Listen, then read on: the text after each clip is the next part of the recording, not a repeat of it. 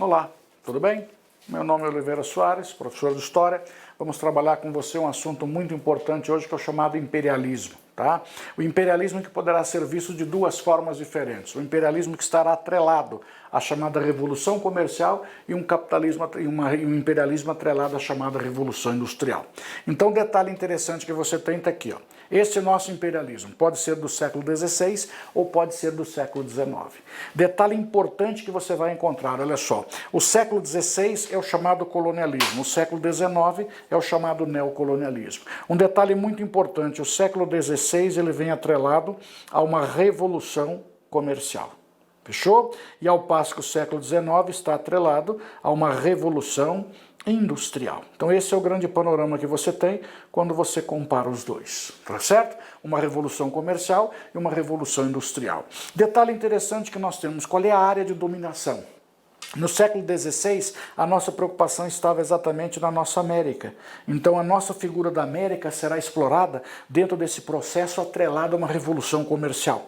Ao passo que no século XIX, olha só, nós vamos ampliar a nossa área de ação. Então repare que a ampliação da nossa área de ação aqui, para a África, Ásia e Oceania.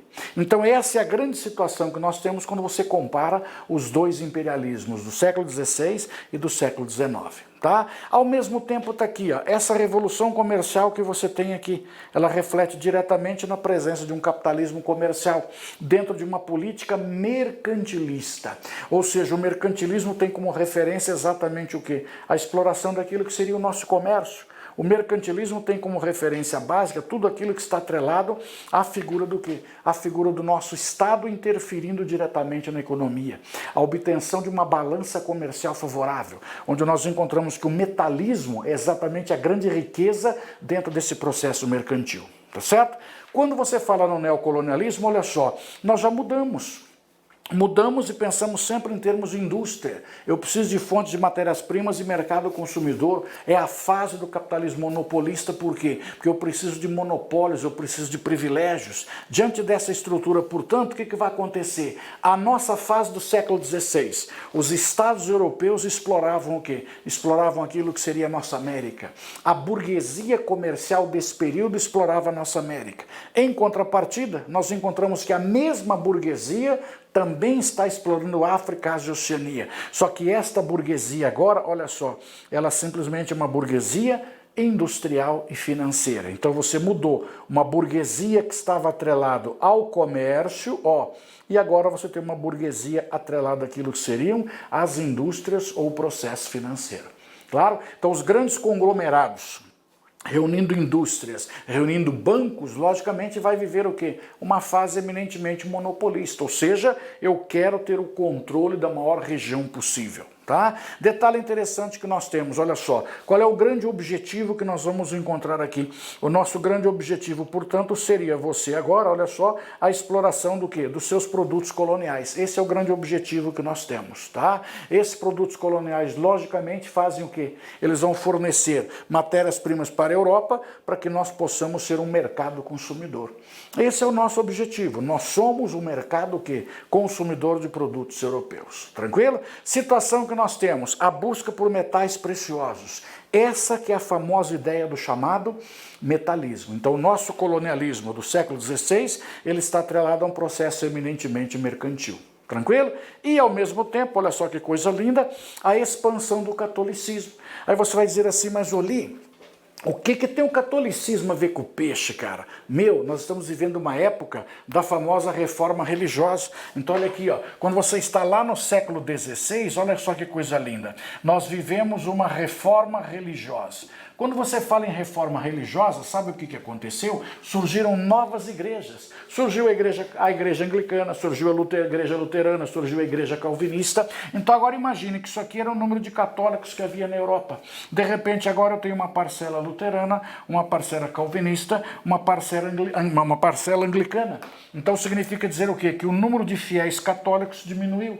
Então o objetivo da igreja na contra-reforma foi deter o avanço dessas novas religiões e procurar recuperar esta parcela que eu perdi aqui, E essa parcela que eu perdi, eu vou buscar lá onde? Eu vou buscar essa parcela lá na nossa América. Olha só que legal, cara, tá? Então, quando você vai buscar lá na nossa América, é exatamente a ideia da expansão do catolicismo. Que está aqui, ó. Você acabou de ver aqui comigo que essa seria a grande sacada do momento. Fechou? Beleza? Olha só que bonitinho agora. Qual é o objetivo, então, quando você pensa na nossa região do quê? A nossa região do neocolonialismo. O neocolonialismo teria, portanto, quais objetivos? Essa seria a ideia. Primeiro, eu preciso de um monopólio comercial. Eu preciso ter o controle de uma série de rotas para poder garantir o quê? Que eu vou ter lucro. A Europa disse nesse momento, olha só a expressão que ela utilizou, eu preciso de uma missão civilizadora.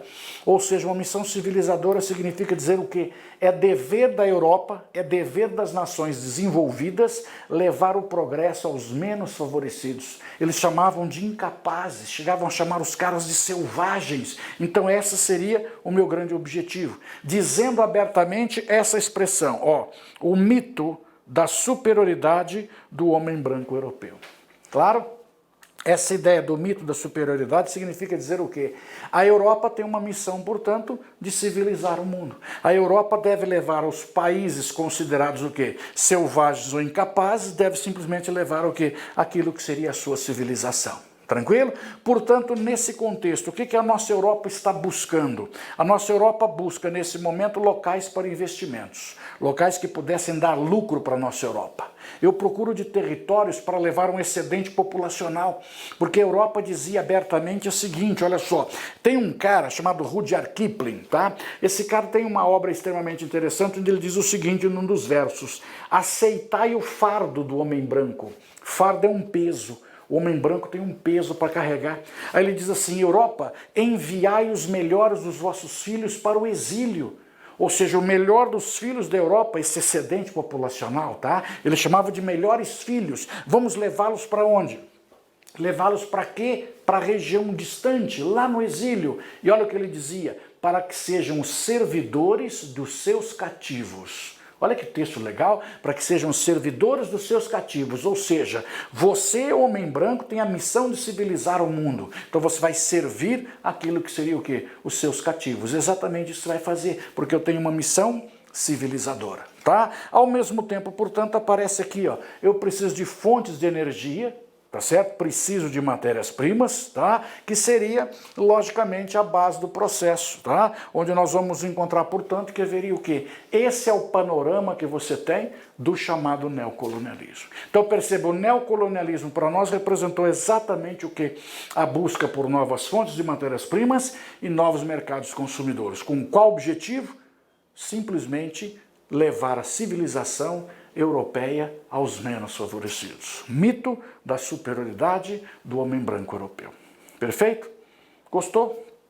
Curte aí, compartilhe o vídeo, se inscreva no canal e até a próxima. Grande abraço.